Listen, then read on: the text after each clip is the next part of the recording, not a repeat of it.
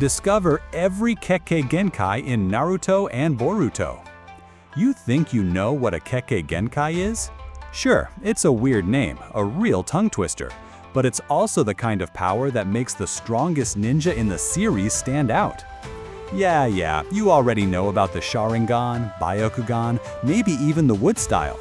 But let me ask you this, have you ever heard of the dead bone pulse? What about boil style or even storm release? I'll be honest, unless you've read everything and watched every filler, I doubt you know them all. But don't worry, that's why I'm here. In this video, I'm going to show you every single Kekkei Genkai and Kekkei Tota that have appeared in the Naruto and Boruto universe. From the most famous to the most obscure ones that only showed up in a movie, a filler arc, or even a video game. This is the most complete guide you'll find, period. For those who don't know, Kekkei Genkai are special abilities passed down through bloodlines, usually tied to specific clans. They're ultra-rare powers that often define a ninja's entire fighting style. And, in some cases, they're so broken they blur the line between chakra and pure magic. Let's not waste time, but before we dive in, hit that like button, smash subscribe, ring the bell, and help us grow this channel. It takes just a second, and it really helps out. Done? Alright then, let's begin. We'll start with the most iconic category, the visual Kekkei Genkai. Byakugan. The Byakugan is the Kekkei Genkai of the Hyuga clan. They've got those white eyes that see everything, with a 360-degree field of vision except for one blind spot on the back. And that's not all. They can see through objects and even track high-speed movements. It's like a ninja X-ray vision. With these eyes, they can even see chakra points on their opponents and shut them down using the gentle fist. Tenseigen.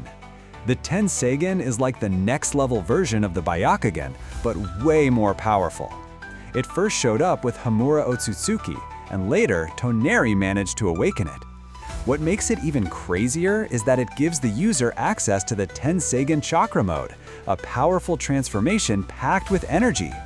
This thing is no joke. The Tenseigen has enough power to literally launch the moon toward the Earth.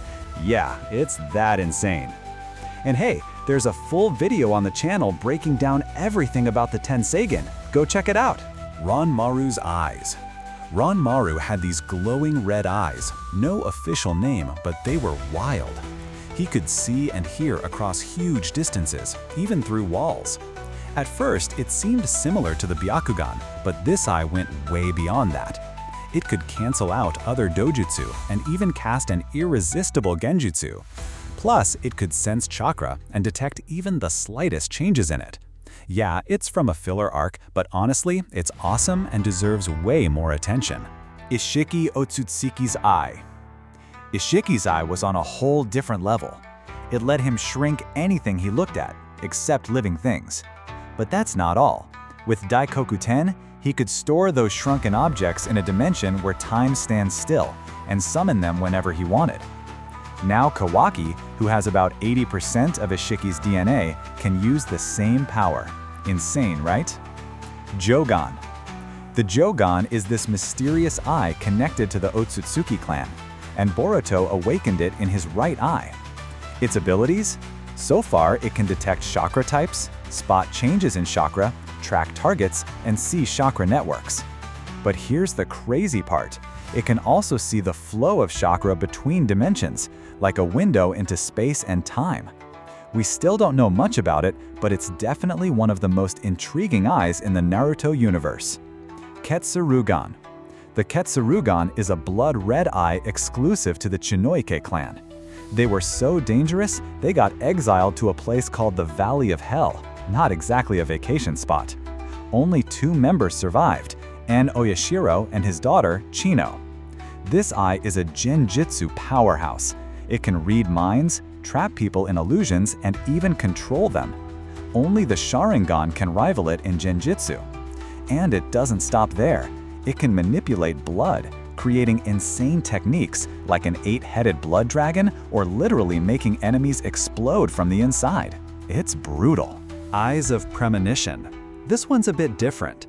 Xian has an ability that lets her see when someone is going to die, but she can't control it. It's more of a curse than a blessing. Yeah, it's from Filler 2, specifically the Chikara arc, but still a cool concept. Sharingan. Ah yes, the famous Sharingan, the signature eye of the Uchiha clan. Not every Uchiha awakens it though.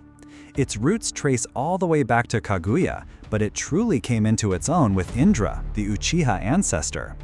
It's one of the big three dojutsu, alongside the Byakugan and Rinnegan. They call it the Eye of Heaven because of its insane powers. It has two main functions: the Eye of Perception, which reads chakra flow, sees colors, and copies jutsu, and the Eye of Hypnosis, which casts some of the most dangerous genjutsu in anime history. Let's be real, every ninja would want a Sharingan. Some, like Danzo, took that way too literally. Manjikyo Sharingan. The Manjikyo is like the Sharingan's darker, more twisted evolution. It awakens when the user goes through extreme emotional trauma, usually from the death of someone close. It got so dark that some Uchiha started killing their loved ones on purpose just to unlock it. But here's the kicker. Just watching someone die isn't enough. You have to feel it, deep emotional impact. So a lot of them did it for nothing. Madara was the first known user. Each Manjikyo grants different abilities, usually two unique powers: Kamui, Amaterasu, Tsukuyomi, and of course Susanoo, which is the only one that almost every user gets. Rinnegan. The Rinnegan is the king of all dojutsu, the Eye of Legend. It's said that when the world falls into chaos, someone will awaken the Rinnegan and either save the world or destroy it. Hagoromo Otsutsuki, the Sage of Six Paths, was the first to show its true power. It's the foundation of all modern ninjutsu, though its true origin is with the Otsutsuki. There's already a full video on the Rinnegan here on the channel, and I've got an updated one coming soon. Demonic Twins. The attack of the demonic twins allows Sakon and Ukon to split their bodies on a molecular level. They share the same body and can fuse into other people's bodies, destroying the enemy's cells from the inside out. Ukon can emerge from Sakon's body to assist in combat, increasing the number of limbs and attacks in battle. It's a sinister double personality technique. Ibari Clan's Kekkei Genkai. The unique Kekkei Genkai of the Ibari clan allows its members to partially or fully transform into smoke, offering several tactical advantages. While in smoke form, they become immune to damage and can easily dodge attacks. Basically, they're intangible. It's like eating the smoke devil fruit that Smoker has in One Piece. This power could have had serious potential if it had been used properly and not just in filler.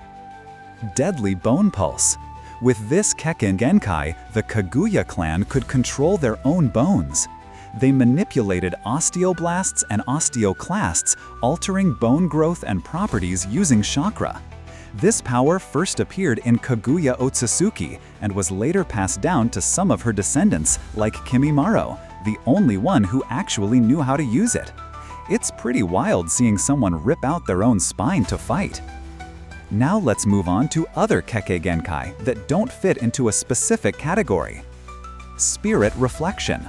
With this Kekkei Genkai, the user can absorb someone's chakra and even copy their appearance and memories, placing that information into puppets. But it only appeared in a video game, and the only known user was Malice. Another ability that would have been awesome to see in the main canon. Yanaramaru's Kekkei Genkai. Yanaramaru has a Kekkei Genkai that's basically an upgrade to the Shadow Clone technique, at least when it comes to gathering intel. With this Kekkei Genkai, whenever one of his clones disappears, all the other clones share the collected memories, not just the original. But thinking about it, this ability is kind of useless, because we've already seen Naruto, who doesn't have this Kekkei Genkai, doing exactly the same thing while training to master Wind Release. So basically, you can pull this off just by mastering Shadow Clone Jutsu, no Kekkei Genkai required. Kurama Clan's Kekkei Genkai. And no, it has nothing to do with the nine-tailed fox. This is a separate clan, Kurama. Every few generations, a Kurama is born with absurdly powerful genjutsu talent. The genjutsu of this Kekkei Genkai is insane.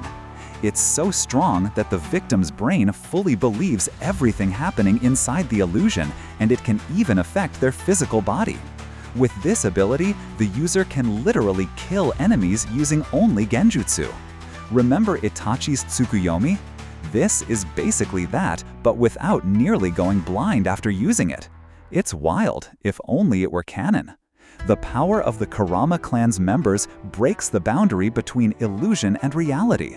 They can make imagination become real, like summoning a lightning strike from the sky to destroy things, erasing people from existence, or even starting massive fires. It's full-on reality manipulation, folks. This is next-level stuff. It's a genjutsu ability that outclasses even Itachi. It's wild, if only it were canon. The power of the Kurama clan's members breaks the boundary between illusion and reality. They can make imagination become real, like summoning a lightning strike from the sky to destroy things, erasing people from existence, or even starting massive fires. It's full-on reality manipulation, folks. This is next-level stuff. It's a genjutsu ability that outclasses even Itachi. Ocean Dragon's power. This is a mysterious ability that runs through the direct bloodline of Araumi Funako, the fearsome leader of the Funato clan. He could split massive waves and create enormous whirlpools capable of sinking entire ships. He also commanded a giant water dragon. It's like he commanded the entire ocean. Dragon Life Reincarnation. Dragon Life Reincarnation is a powerful Kekkei Genkai, but it can only be used once in a lifetime. The user sacrifices their own life to bring back someone who just died, transferring their own life force to them. It's kind of like the technique Chio used to bring Gaara back to life, remember? Well, this ability only exists in a Naruto movie as a Kekkei Genkai. And now, to wrap it up, let's talk about the Kekkei Tota. These are even rarer than Kekkei Genkai because instead of combining 2 elements, Kekkei Tota combine at least 3. Dust Style is an extremely powerful Kekkei Tota, combining earth, wind, and fire. The user shapes a 3D chakra object between their hands, which expands and traps the target when released. With this ability, they can disintegrate anything down to a molecular level. And that's it! These are all the Kekkei Genkai that exist in the Naruto universe as of the time of this video. Did you know them all? Which one is your favorite? Let me know in the comments.